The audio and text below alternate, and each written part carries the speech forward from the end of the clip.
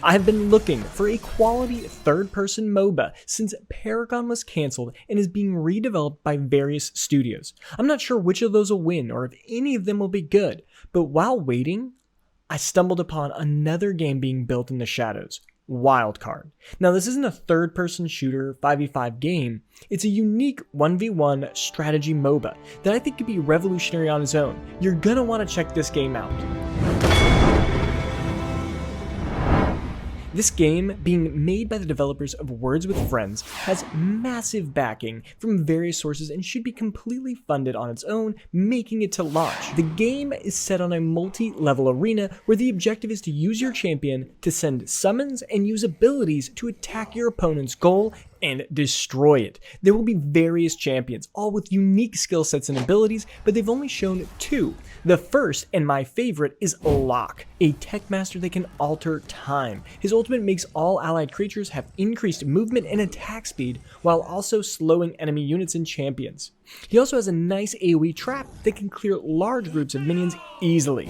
The other champion is Bulgar, a friend of the forest, and has a bear cub as a partner. And this little guy, Burr, is a beast. As Bulgar's skill, he can summon Burr to fight with him for a limited time, being a very useful unit to change the tide of battle. Bulgar's ultimate is to become a werebear for a short period, and during this time, you do not want to be near him, as he has increased kill potential and will shred your champion. And these heroes are very cool and unique, but there's a huge focus on the strategy side of this game, rewarding those who best utilize their deck of summons. You have a mana/energy bar at the bottom that charges up, and you have to be selective on which units you summon and when. They all have very unique abilities, playstyles, and counters. You'll have to build up a strategically strong wave of summons that will defeat your opponents. But beware, there are 3 lanes to attack, including one that slingshots units very close to the goals. A major focus of this game will be on deck building, creating synergies between your champion and the summons. You'll be able to select up to 8 summons to go to battle with, and I estimate there'll be over 50 different cards to choose from, making near unlimited comps, especially since I'm speculating that there's going to be 8 different champions to play as. My hypothesis is that there's going to be a house and a corresponding champion for each of the Genesis Pass colors, possibly more than one champion for each house. This means there is still a lot that Wildcard has to reveal to us. Participating in some early playtest sessions with their team, they explained that the champions are supposed to be fulfilling more of a supporting role to your summons. I personally think this will be quite nice, as it'll balance that skill reflex PvP and the macro strategy, wave structure, and setup.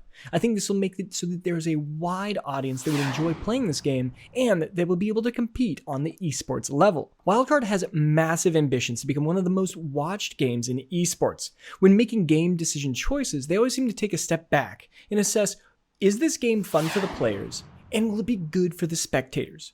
And this clearly shows with their first event, where they hosted a massive esports-like production with casters and entertainment, absolutely showed the world what a gameplay reveal could look like, which yours truly won.